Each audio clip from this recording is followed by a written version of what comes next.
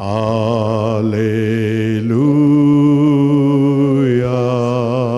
Om Mani Padme. Om Allah.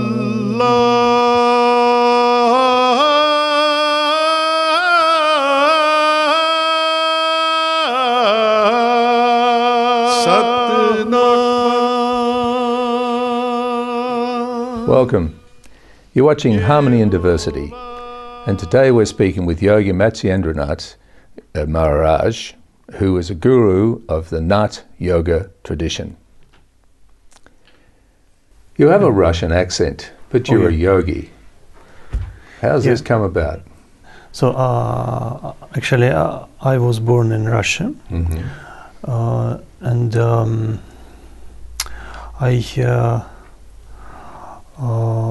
long time ago I start my way from martial arts. So it was time of Soviet Union. So and there not so much information about spiritual aspect of yoga. So when I practiced martial art, I had some experience. Sometimes I was running to some peaceful place in nature, and when I practice some techniques from Qigong, this Chinese system, so I had some experience like equality between trees, between river and sky and myself. So and I very impressed, and after that I start to find answer about this condition, and it was very adequate condition, not like some kind of lunatic. So and finally I asked my teacher a lot of questions, and he suggested me some books of yoga, and in that case I understood what in yoga, so that yoga connected with physical dimensions and spiritual. So of course in that time in my country there not quite enough information about spiritual part of yoga, but by my intuition I understood. So and I engaged to yoga practice afterwards, and going deep and deep to that system. So and finally in that time in Russia happened financial, political crisis, and so many changes happened. And my teacher he came to USA and stayed there, and I started going to India. So but I hadn't enough money for ticket to India and back to Russia. So I bought ticket for one way. So and it was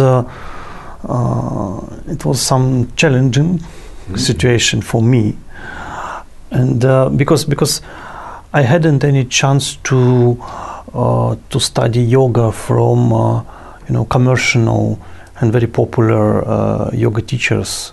So I can stay only in ashram, different ashrams, different temples with sadhus. Sadhus is Indian sense, and so it was in that time for me like something very sad. But finally I understood what it is actually a good situation, because I discovered for myself many things which normally Indian don't like to share with foreigners. So therefore I consider this situation very good, what this happened like that. Well, when you're in Russia, you actually got reasonably involved with yoga, didn't you? As you had your own little group, you were teaching. Oh yoga. Yeah. So in my town, there's in that time there are no any yoga teachers. So I practiced by book, by some newspaper and magazines, by myself, what I can found in that time. And when I start to practice, so something changed in my character, in my behaviors. So afterwards, some of my friends, they understood, they felt it, and something good happened, and so they ask what you are doing, what happened. I explained for them this, I practice yoga, and they said, oh, maybe we can arrange yoga class just for 2-3 people. So I did it, and they impressed, and after that they invite more people, and in that time some dilemma appeared for me. So because I was in artist college, so, and I think so this is a big topic, a big subject, you know, art and yoga also very big subject. So, and finally I accept yogic way, and so, but actually I didn't planning to do yoga for many people, but this is spontaneously happened. And I think that country was isolated from some information. So, but now I understand that it is actually very good, because it is create inside of me some sincere, some curious condition, curiosity. Yes. So, and I explore very, very deeply everything what I found. Yes, that's very interesting, Yogi. There's a big difference between Eastern and Western yoga, and we'll discuss that after the break. We'll be back in a moment.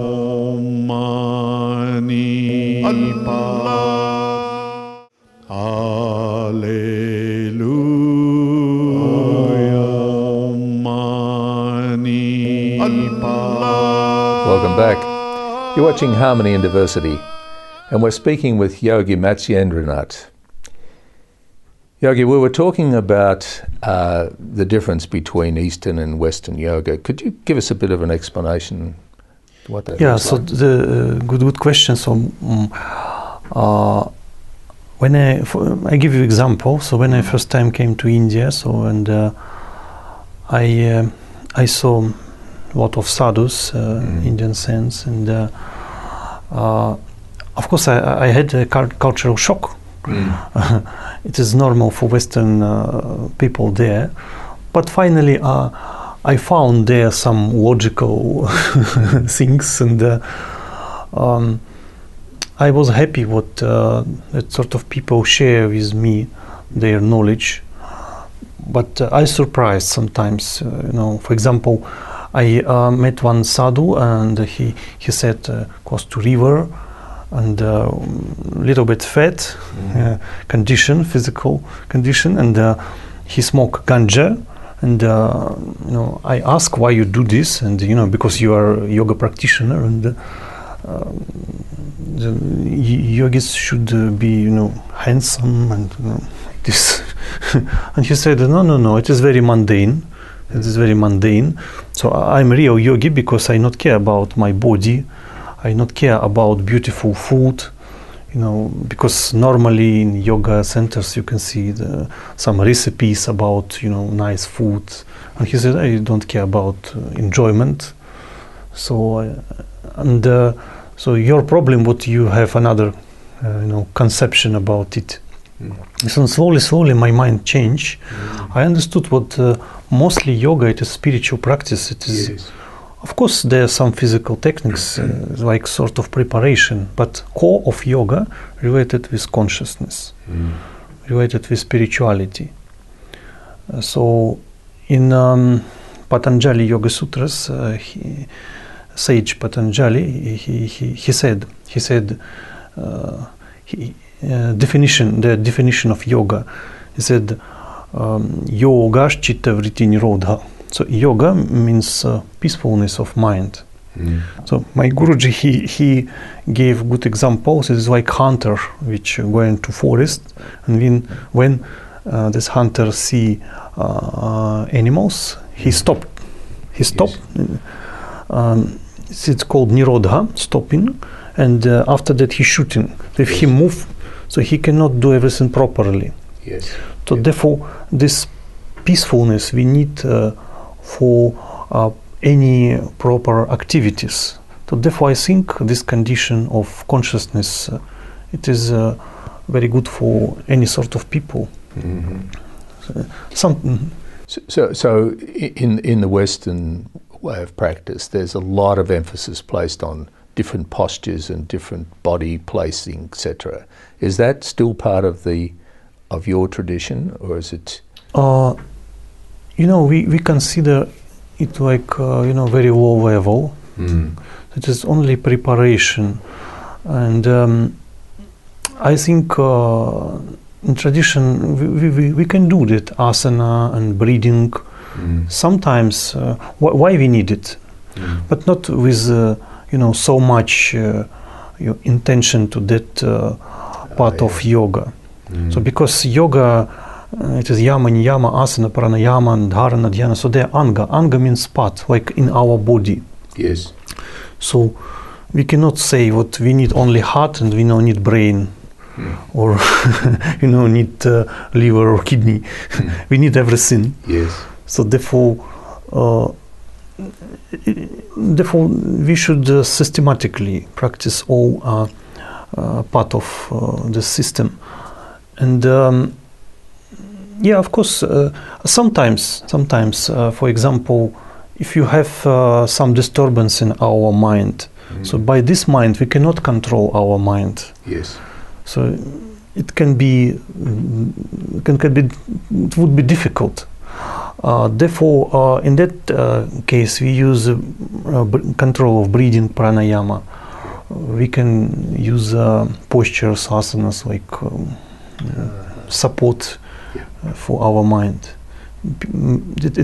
It helps for making purification.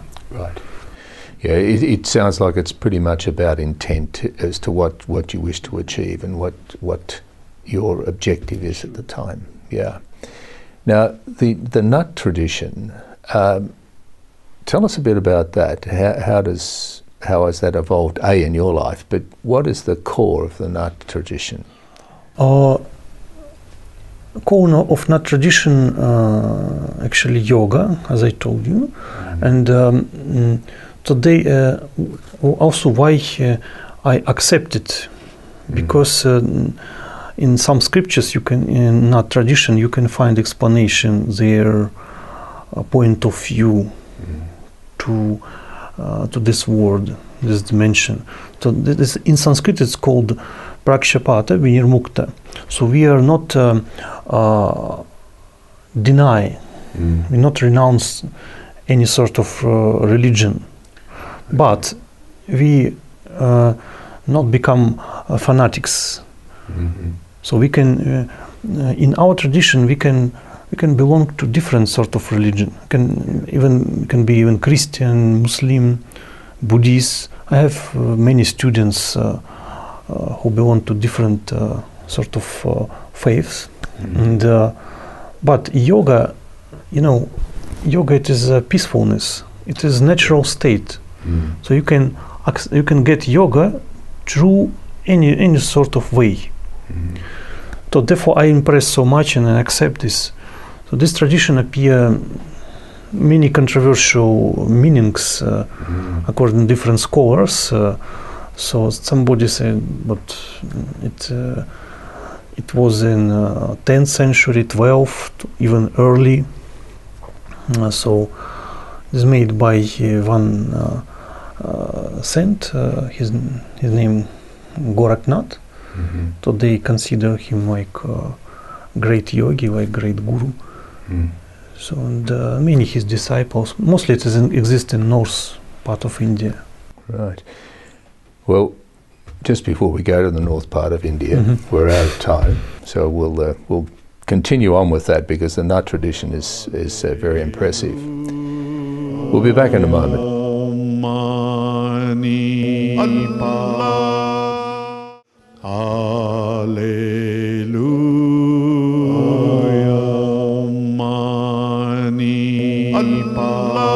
Welcome back. You're watching Harmony and Diversity, and we're speaking with Yogi Matsyendranath. I noticed that you're wearing those earrings. That's Rings. What's the significance of that? I'm sure they're not just jewelry. Yeah. This is a religious symbol. So, but by this symbol you can recognize Nath yogis in India. So who has rings in center of ear. It's in the center. Right. In the center, two rings. Yeah. So this is sort of initiation. However, it is in tradition this highest initiation. Okay. So before that they have a lot of preparations. So, but there's no need especially for everyone. I have very few students who accept it. So for many practice it is not necessary, especially. However, it is very meaningful because this is started long time ago. Yes. This is sort of initiation when Guru use knife and cutting split this ear. Yes. And after that students sit in dark room, and in that case that Guru give big rings, not like this before they give big thick ones. Yeah, and so after that they can change, but in beginning they're big, and you cannot move. You can only sit. It's difficult for sleep also. Okay. Yeah. So it is sort of challenging for student, and before long time ago in ancient India, they didn't use anesthetic. so therefore by this, after 12 years, Guru check student. So if that student feel pain and like this, or say no, I have some fear, so he cannot apply to same initiation in future. Okay. So therefore, that yogis should prepare themselves by lot of practice. So and after that they can take. Also, when you sit in dark room, it would be 20 days minimum. It would be more like 31 days in dark room, and that time you should meditate on Goraknath or some Shiva. And so if you stay in peaceful condition, so you don't need long time for sleeping, because we need a few hours for sleeping because we have a lot of disturbance by social life, social activities. So if you spend all time for meditation, very little time you need. Yeah. So this is some a symbol of devotion who belong to that tradition. They have some other things, but it's very one topic. Right, but that's the peak. Yeah. Was there any during that time, and you were in deep meditation for that time? Was that a spiritual experience? Did it sort of have an increasing spiritual depth when you were in that state? Oh, of course, because all time you spend on meditation. So that sort of yogis they call darshanis. Darshanis, there's rings, but also darshana means some experience of some deity or some spiritual knowledge, some experience like Atma Jnana. So your supreme self you can aware in that time. Yes. So therefore this is sort of penance, you can say. So but there should be a lot of preparations. Now this preparation has led you to, you have quite a following, don't you? You've got you speak internationally on oh yeah, I have many students in different countries. Sometimes yes. I did my programs like in Russia, Ukraine, in Belarus, in France, Spain, and I did also my programs in Israel, and also I have a temple in Latvia, which is one of Baltic countries. I have temple and ashram there. You, if I'm right, I think you mentioned that you're actually the first person to have brought the Nath tradition out of India. Actually, before me, there are a few persons from Italy. They also initiated, but they, I think they didn't try to spread it, you know, very broadly. So, first of all, you know, they are very different mind yes. in India and in Western society. Therefore, maybe many people even not try to, you know, spread it because necessary a lot of skills for adapt these customs. So I start to do this. I started, and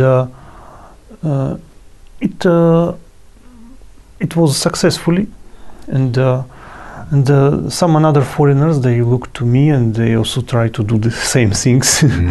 So nowadays you can see many yogis also who belong to our tradition, different countries. Yes, well, you have a somewhat advantage over many of them in the sense that your devotion to and interest in yoga came from so far back, and you'd already made some sacrifices in relation to it by giving up art and saying, well, yoga is what I want to focus on. So it's sort of logical in a way that you would have the interest to take it out and do something with it. And doing something with it, I just wonder, you've got students in Australia. Yeah, I have. Would it be possible for us, say, next week to interview yourself and one of your students to get the guru relationship and also the background of why the student is doing what they're doing? Yeah, it's a very nice idea. We can invite. Yeah. Thanks very much, Yogi. You've been watching Harmony and Diversity, and next week we'll be back with Yogi and one of his students to follow up on this interview. Thanks for watching. Baha'u'llah,